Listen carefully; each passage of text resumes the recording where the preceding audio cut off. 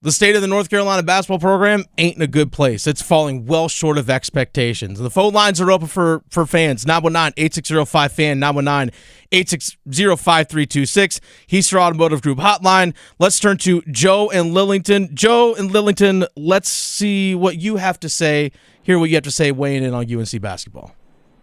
Oh, I mean, there's so much to say. Good Lord. Like, fire away, sir. Just don't cuss. I mean, it's just standing around on the offense. Everybody that stands around did the exact same thing every game. 4-out, high screen. The action doesn't work. It's just no movement. Then jack up a three, jack up a three, jack up a three. When it works, it works. I get it. But, like, it starts up top. I got Hubert Davis. You always hear he's a great guy and certain things, but he's just not the coach for UNC. And I know the boosters and all the donors that they see that and, like, this is it for him. Like, he just got to go. I mean, this is not North Carolina basketball. It doesn't even feel right watching it anymore. Like, I'm excited for the Daytona 500. Now I don't even care about UNC basketball. That's how mad I am right now at this team. Hey, definitely looking forward to the 500, that's for sure. But you're right. It doesn't feel like North Carolina basketball when you watch it play. I think Joe brings up a really good point. Joe, thank you for the call. Call back in at any time. I know Hubert Davis talked about at the beginning of the year. They want to be the fastest team on the floor in terms of running. They want to be the fastest team from free throw line to free throw line. But when it's a half-court game, they struggle. There are often times, and it doesn't feel like UNC has adjusted or found answers to other teams, and obviously their lack of size doesn't help them much at all. But teams are switching oftentimes on picks, again, kind of just depending on the game, but nothing ever feels like a scary matchup for another team. Like, if I'm defensively game planning against UNC's offense, like, who am I really, outside of RJ Davis, who am I really gearing up to stop? I mean, last year you had to deal with Baycott in the post. Hey, how do we handle that guy and his rebounding ability? How do we combat that, which opened things up on the floor for everyone else? They don't have that anymore. So it's four guys on the outside. If they do get good dribble penetration, we've seen Venal Lubin in the last few games, off bounce passes on the inside, able to clean up. But otherwise, not a whole lot going. The outside shooting just isn't there for North Carolina. Even when they do get clean looks, it's not hitting consistently. So that was Joe and Lillington. Let's go to Chris and Wilson.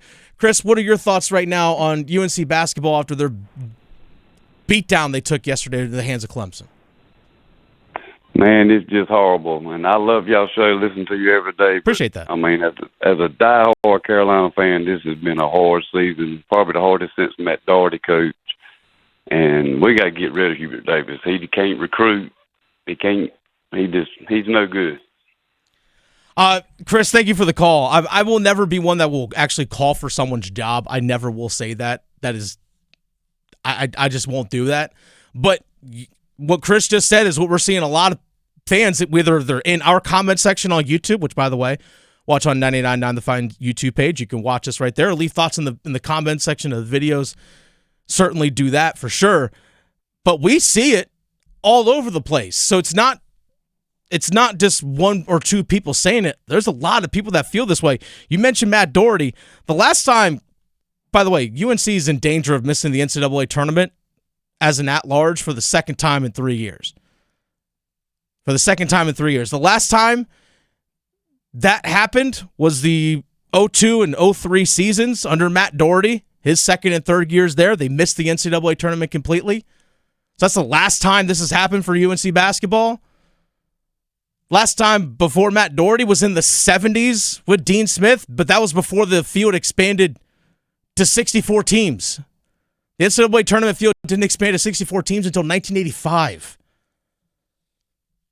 So since the field expanded to 64, gosh, it's 68 now. It's only happened once where they missed the NCAA tournament twice over a 3-year stretch. It happened to be back-to-back years in 02, 03. That's where this team is right now. Let's go to Hunter in Raleigh. Oh, Hunter dropped? Okay, we don't have Hunter in Raleigh right now. So again, phone lines are open, 919-860-5FAN, 919-860-5326. Graham, someone we have Isaiah. All right, let's go to Isaiah on the Heaster Automotive Group hotline. Isaiah, let's hear you weigh in on UNC hoops right now. I just gotta say, I love Hubert Davis. and I don't like saying people should be fired, but I would give him one more season, and I would say we might have to move off of him. I would give him one more season, see how the GM works, and then I'd say we might have to move off from him. But he did move. He did play big, a little bigger yesterday, like I mentioned yesterday. Mm-hmm. But I don't know. It's just not working. All right, let me ask you this, Isaiah. If they do bring Hubert Davis back next year, what would be an acceptable outcome for next year in order for him to get another year even after that? An at-large bid, I would say 4 seed or higher in the NCAA tournament. Okay. What about tournament results? Does that matter? Like, do you think he can make at least a Sweet 16, at least an Elite 8? Sweet 16 at least. I feel like if he goes and if they're a 4 seed and they get upset in the first or second round, that's not good enough. It's not UNC basketball. I think they're gonna have to move off of him. Okay, that's fair. You know what? If you're going to say, hey, give him another year, at least put some standard on there. Isaiah, I do appreciate that. Isaiah, thank you for the call. And the fact that you bring up the Sweet 16, to me, UNC basketball losing in the Sweet 16 should be a down year for UNC, based off the standard that they have set for that program over decades. Over decades. UNC basketball, again, an average season should be Sweet 16. And that should be like an average year. Like, or hey, you know what? We didn't meet expectations. What? Oh, really? Where'd you finish? We lost in the Sweet 16. That's a North Carolina standard right there. Let's go to Will in Chapel Hill. Will on the East Automotive Group hotline. Will in Chapel Hill. Hey, so I just, I'm kind of over the season, honestly, and trying to bring some practical thinking to it all. I think Sure. At this point, we need to just write this season off and hope that everything that happens from here on out guarantees that Hubert's done, because he ain't it. Like, it's not just the recruiting or not being able to get to the finish line on transfer guys, but also just the in-game coaching is just terrible. Like, obvious lack of leadership, like you said. And, but the good news is at UNC, there's very few programs in the country that can genuinely say that if we make the right choice with the next coach, and if the next coach is able to get the right transfers in, we legitimately have a shot at being a top 5 team next year. So it's not like this is something that we're going to have to deal with for years and years, like it would be, if we were in this position for an NFL team or something. So, I guess that's a little silver lining, as long as the athletic department makes the right choice on the next guy.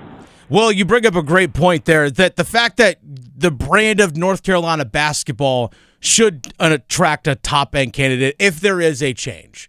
If at some point a change is made.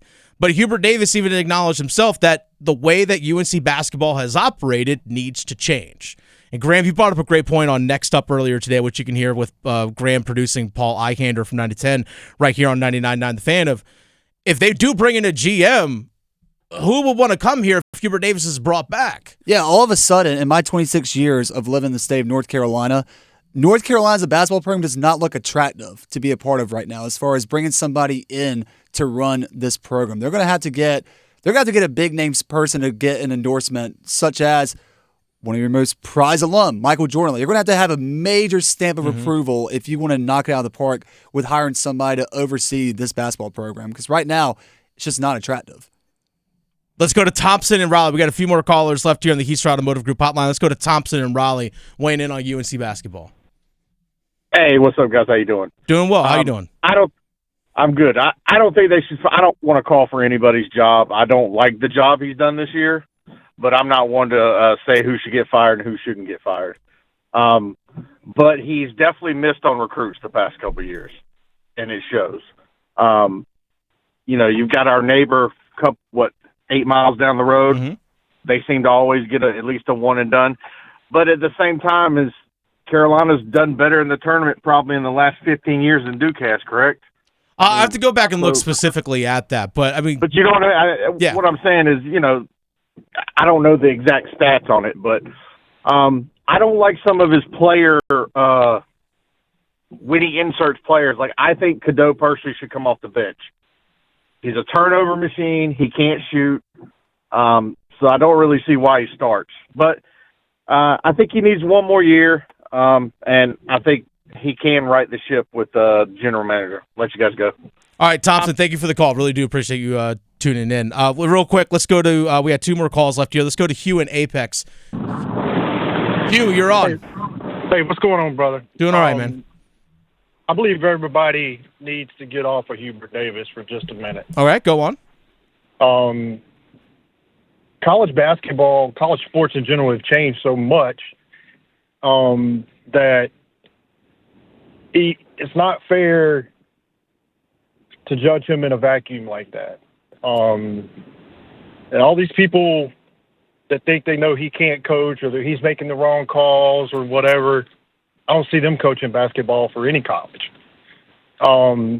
There's a lot to running the program, and in today's world of transfers and NIL and everything else, they do need a support staff behind him so he's not doing everything, so he can focus on the basketball team and he can focus more on that operation. He can recruit just a little bit more.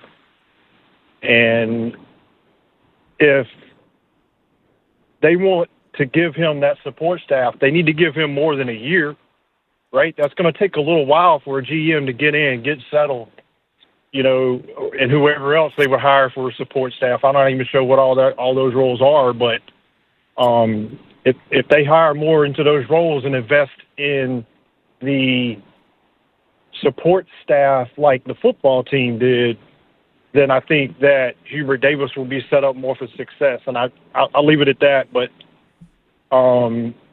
if they're going to give him all that, they need to give him more than just a year. All right. Like, go ahead, Hugh. Go ahead.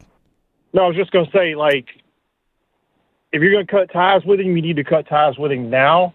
That way, the new coach, the new GM, they get all on the same page at one time. If you're not going to do that and you're going to retain Hubert Davis, then you got to give him at least a couple of years to make that work, because recruiting takes time.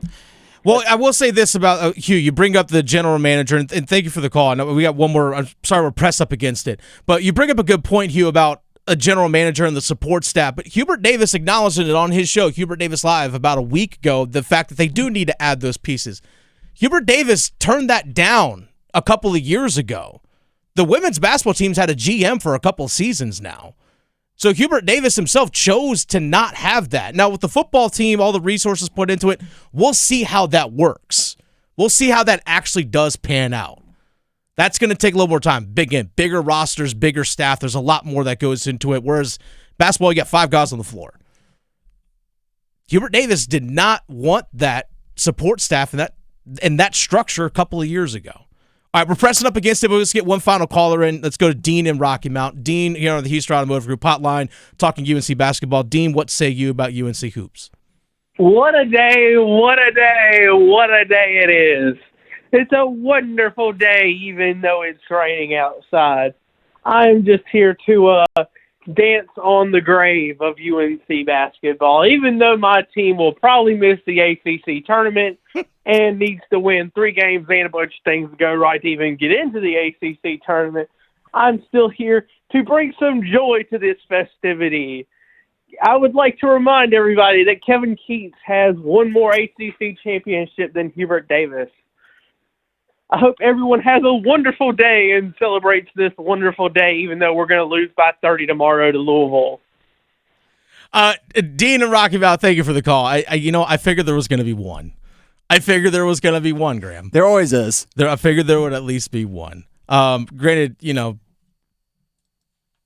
I just want to know. Keats has been there a lot longer than Hubert Davis has. I would just there's some different conversations with that. We'll have to have it tomorrow for sure. Now I'm very interested to see what Dean's reaction is going to be next Wednesday during that NC State versus North Carolina game, and what we could qualify as a loser leaves town match. We might have loser leaves town match on Wednesday next week.